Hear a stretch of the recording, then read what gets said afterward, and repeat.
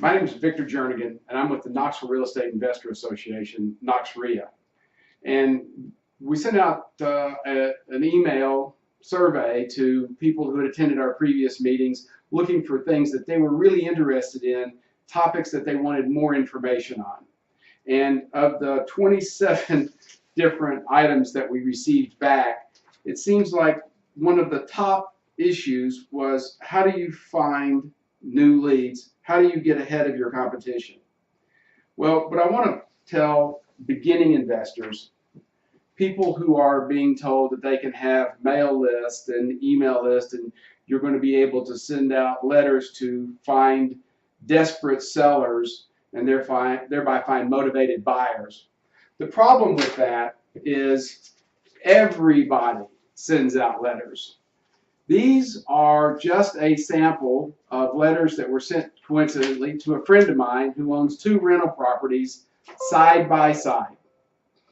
He receives letters like this on a regular basis, and all they have done is motivate him to call me, who he knows to be in the real estate business as an investor. The letters have been certainly helpful in motivating someone to at least inquire about what their property might be worth or how they would go about selling it. And then also, why are so many people sending him letters? The big problem is that nobody that sends out these mail lists does any proofing of the mail list. So again, the 2 houses are side by side, and he gets one yellow letter to one house and another yellow letter, exactly the same obviously, to the next door house. Of course, he gets all the mail.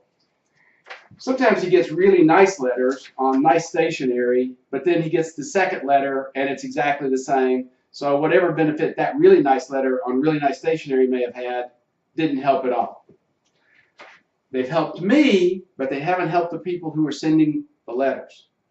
And the reason that I'm saying this to you, do not chase the idea that you can make finding properties robotic. All this winds up doing is generating leads back to you for properties that have already been researched by other people that are in the real estate business. If you do use a mailing list, and they can be really beneficial, I don't want to say that they are not beneficial, but if you're going to use them more as a rifle rather than a shotgun. You want to be able to focus on coming up with, first off, you should always remember when you're shooting a video, turn your phone off so it doesn't ring in the middle of the video.